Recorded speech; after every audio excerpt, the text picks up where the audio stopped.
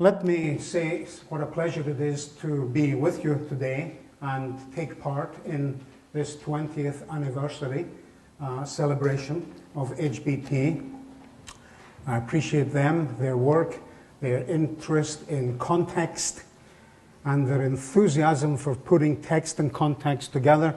It's good to be here. And I'm a thorough advocate of studying context. And we've used the word context in already at least one way today, and I'm going to use it in a second way in just a moment. We've talked about context broadly as everything you know about the land of Israel from its beginning until today. And sure, that's context. But when we're talking about translation or communication, we're using the word context in a more limited sense to mean the particular contexts that you're picking up to interpret a text from the Hebrew Bible or some other piece of literature. And I will be using context in that narrower way. Now, Howard has done some of my work for me by mentioning a little bit about context. It's a mental world. He mentioned that funny phrase, cognitive environment. It's the environment in my head as I speak to you and you listen to me. It's our shared mental world that allows us to communicate together. That's where I am in communication, in translation, and in working from texts.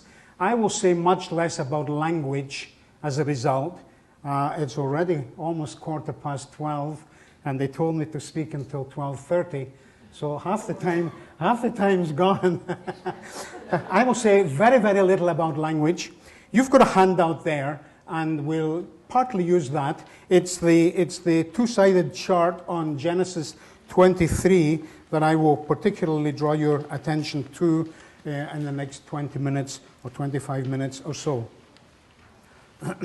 You've got another sheet that comes upright, covered in wall-to-wall prose, and the backside is a list of bullet points. And that will help you perhaps remember the things I'm saying, or go over some of the things that I'm saying afterwards if you didn't quite catch on. There's too much to get into 30 minutes. Let me begin with a quotation from Rabbi Jonathan Sacks, recently the chief rabbi of the Commonwealth congregations based in London.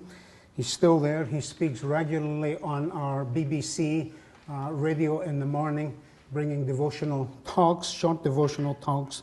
In his book, Covenant and Conversation, published just right here in Jerusalem in 2010, he says, the meaning of a text is not given by the text itself. Between a text and its meaning lies the act of interpretation. And this depends on who is interpreting, in what context, and with what beliefs.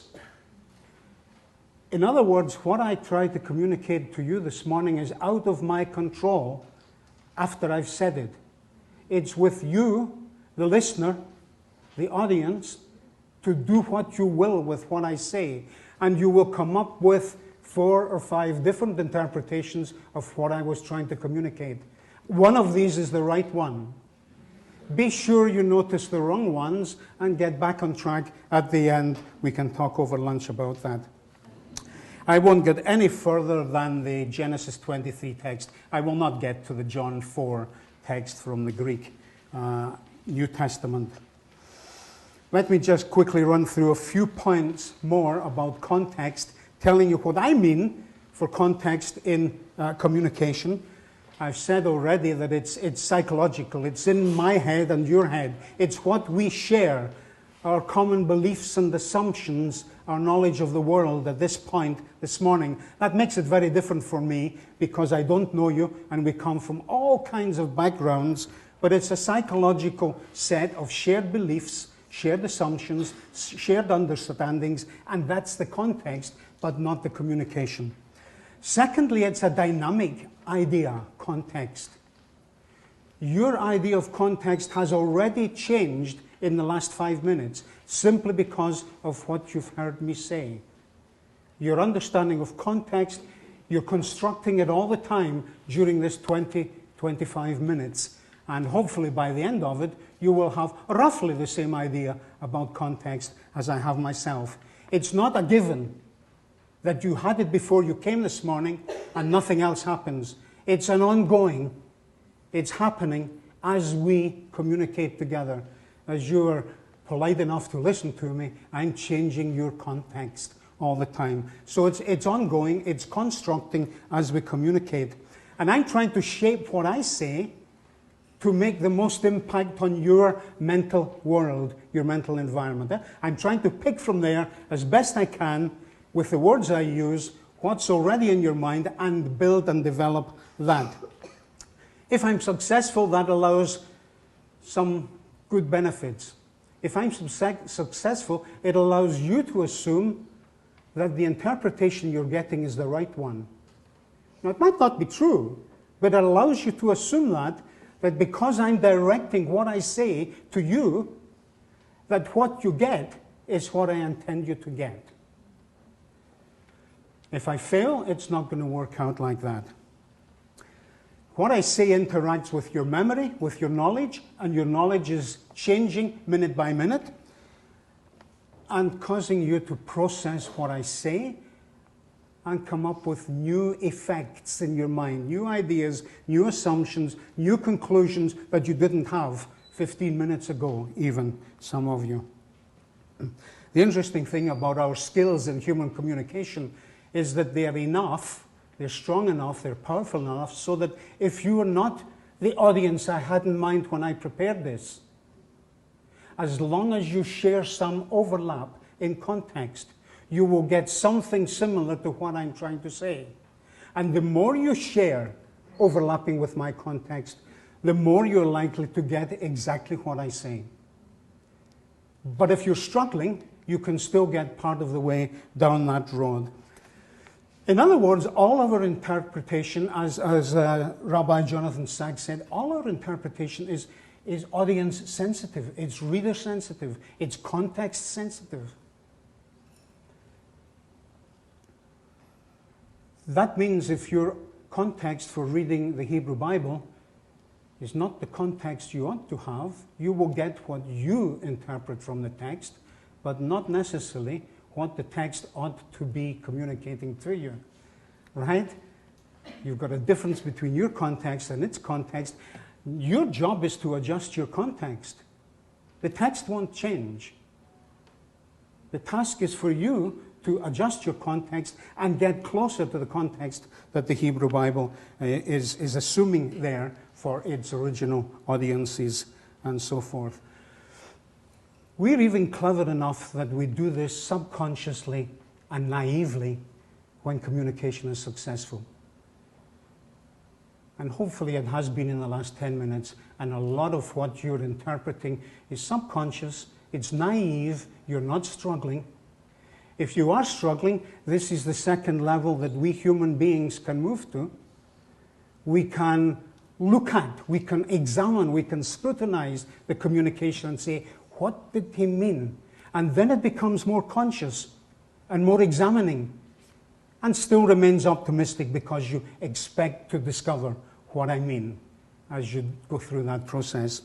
At the very worst, if I'm not either competent or benevolent, you might ask yourself, what's this guy talking about? He means something that he's not saying. And you've got the sharpness in your mind to look for the things that I mean that I'm not telling you about. Now, I'm not like that this morning. I'm not out to mislead you. But if I were, you would reach that point of knowing he's trying to confuse us.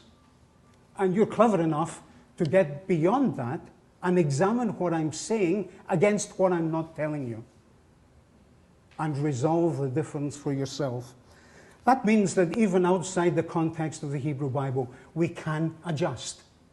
We can learn, and we can more approximate to the context that we ought to have as we read. Now, I've given you a short summary of the kinds of things I do with Bible translators in Africa. We'll take a text, and we'll turn now to the Genesis 23:1. I've given you an English translation just for speed to go right down through that. I won't even deal with the whole text. I've given you in the second column assumptions that I would discuss with the translators somewhere in Africa if we're working on this text, to make sure that their context, my context, and the context of the Hebrew Bible is roughly similar. And I will try to make it as similar as I can for them. And then we will look at the translation and decide whether in their context what they want to translate will communicate what we ought to try to communicate. I chose this because some years ago I discovered that our biblical commentators from around the world, whether they come from Israel or not, they all have a rather negative view of what's happening in Genesis chapter 23. They believe that Abraham is being taken for a ride and that he's at the mercy of people who are not sympathetic. They're not really out to help. They're out to trip him up and get what they can from him, from the word go. And that's the common version of most of our biblical scholars in the West. And I just don't read it that way in Africa. And so I'm going to read some of the assumptions that I would read, and they're on the page. And they lead me to a much more optimistic reading of this chapter here. I've broken it down in parts. We read in the first part about Sarah dying. And I'm not going to even talk about assumptions about a pastoral camp back all these centuries ago, and I'm not going to talk about mourning rites of a husband when his wife dies and the preparations that would go on for burial. There are assumptions there that would be important, and we could call them out and apply them to the text. And amazingly, some of these assumptions would be practiced to this very day in rural Africa. But I am going to start with what I've numbered 1, 2, and 3 there, that we know from the previous narrative. Abraham is an elder, not just an old man. He's an elder. He's in a community that respects age and listens to age and understands age. And he's a wealthy pastoralist. Sarah now, who has just died, must very quickly be buried. Now that's almost universal in our human communities. After death comes burial. The actual time, that varies. But in the ancient Near East, that would be imminent, I think. I think that's a safe assumption to make. Imminently be buried. Same day or next day. Depends on the time of day at which she died. And underlying that's that third assumption on the sheet there, down the middle column, that a dead person, now as a corpse, is a problem in the land. We still retain just a little bit about that, even in the West, where we don't have this concept of cleanness and uncleanness at all, and defilement, anything like the way we find it in the Hebrew Bible. An unburied corpse is a problem. It must be properly disposed of. I think many Western scholars forget an assumption like that. Maybe you have forgotten it until now. Let's read on. Abraham rose up from before his dead and said to the Hittites, I don't have time to go into that, probably rose up within the tent from before Sarah, where he's been mourning and grieving already, same day, and said to the Hittites who just suddenly appear on the scene. Well, my knowledge of Africa is as soon as you hear about a death, you go to the place where the death has occurred, and the community gathers there and mourns with the family and community that's suffering the loss. And this is how I would read the text here. Not all biblical scholars would read that. They read Abraham going on a journey to town. No, I don't think he went to town. The town came to him. And that's the kind of a setting, that's the kind of assumption there. I've numbered it as number 4. Number 5, let's go very, very quickly, time's going. A burial place, they both know. B'nai Heth and Abraham and his camp, they both know burial is an urgent necessity. There's no way to escape this. At the very least, he's got to get out there into open pasture and create a burial site.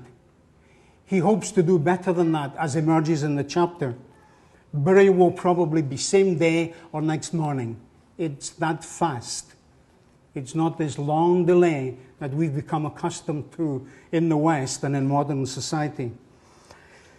You notice Abraham's first words. He tells them what they already know about himself. That's a strange thing to do, isn't it? When you're communicating, tell people what they know about you. You don't need to do that. Why is he doing it?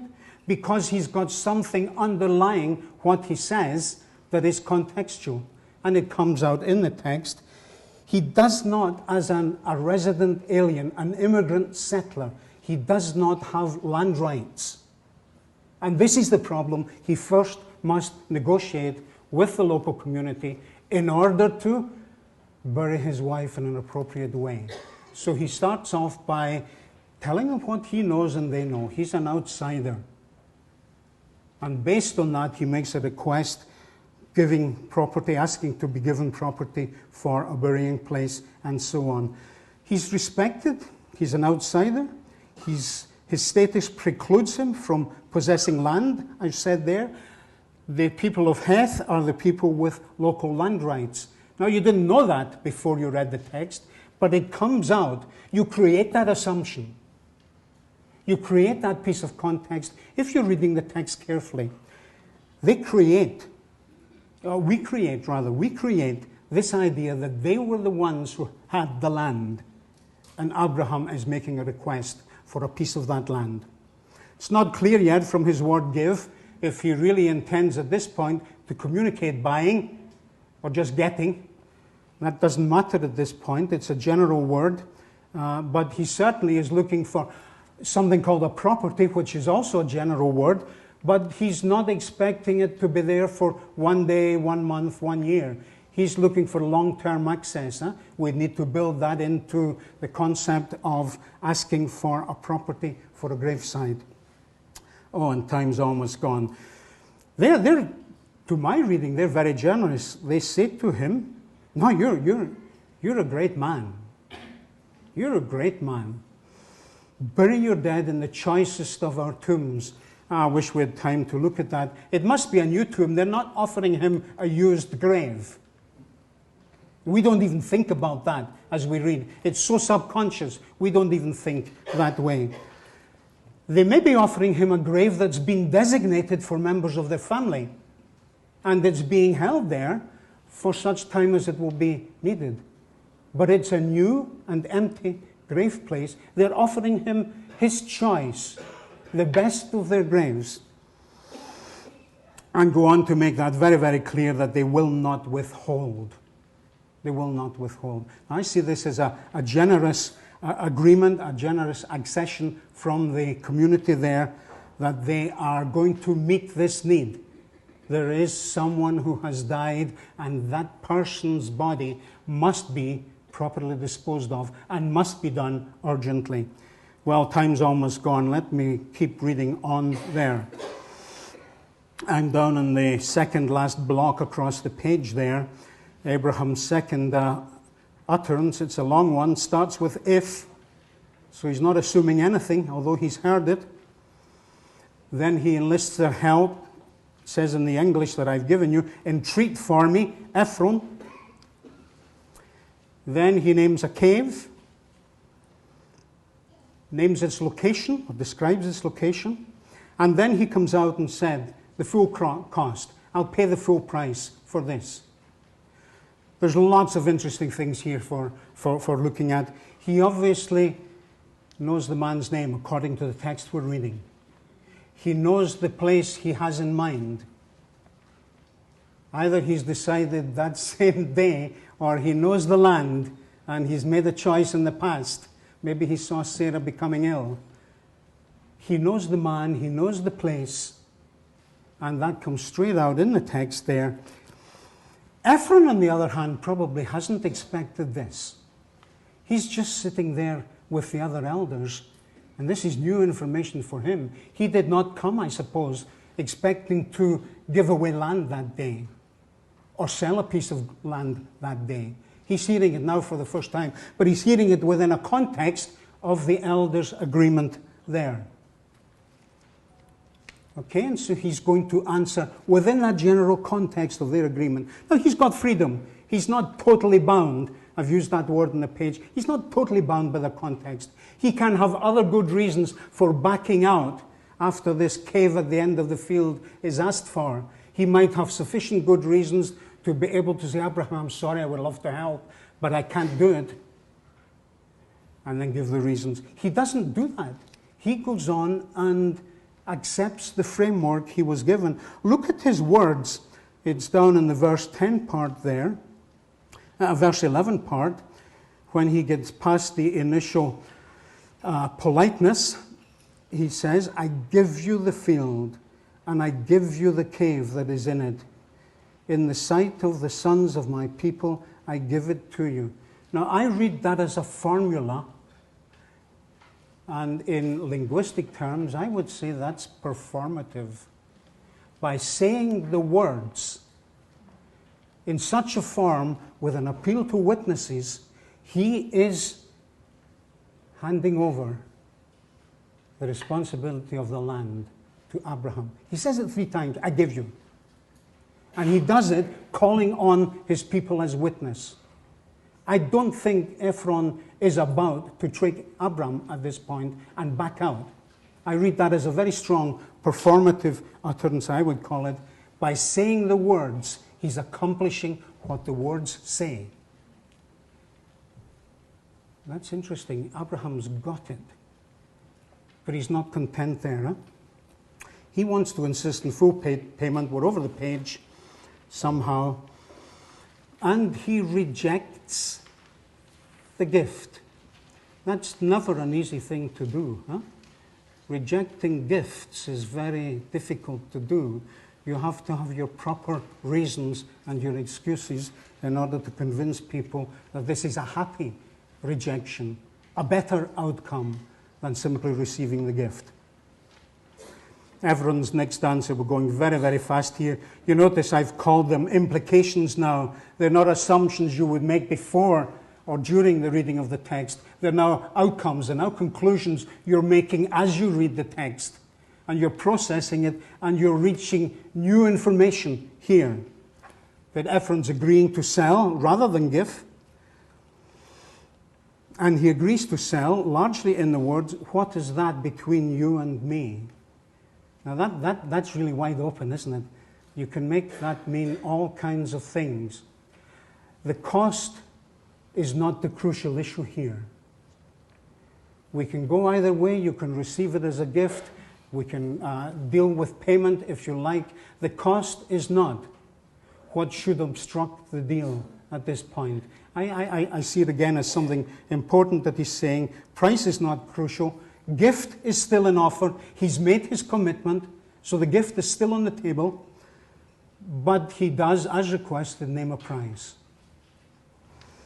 We don't know the size of that land. We don't know whether it's well-watered, well-wooded, what it's worth. We simply don't know. We only know that price. Now, he will not have undercut himself, will he? Only a fool undercuts his own prices. So it will be at least a fair price, at least a good price, and probably a nice margin in there, since he did not expect to sell the land. And he may expect, we can't know, he may expect Abraham to continue negotiating on that price. Abraham does not do that. He doesn't do it. In the last block on the table, Abraham agrees to the first price. He does not negotiate. These are all implications. For Abraham as a wealthy elder, the price is affordable.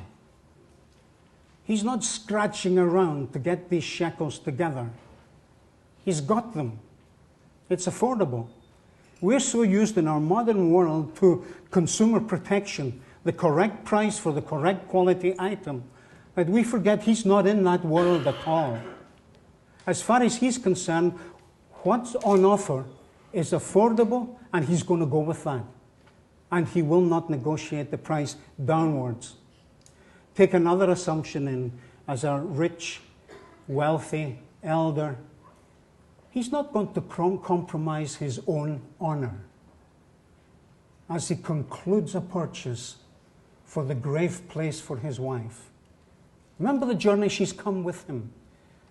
He's not going to lower himself by negotiating on this. For him, the price is affordable. For him, it's acceptable. Whether it's fair or not, and he concludes the deal and moves on. We've had to go very, very fast through there. Look, what I hope I've been able to do is show that you can take the text and look at its context. Now, we can only get the ancient context in parts. It's only a partial ancient context. We can re-examine those assumptions that we're making. We can adjust that context. We can read it again. We can come to different conclusions. I've come to different conclusions from Western biblical commentators, largely because I don't think they're using the assumptions that we would use in Africa for reading just such a text about a rich elder negotiating a gravesite where he does not own any land. And they would see this, at least the ones I worked with, they would see this as a positive negotiation. I wish we'd had time to go through it in detail. I'll be around for the day. We can chat about it if you want to do that. Thank you for your attention.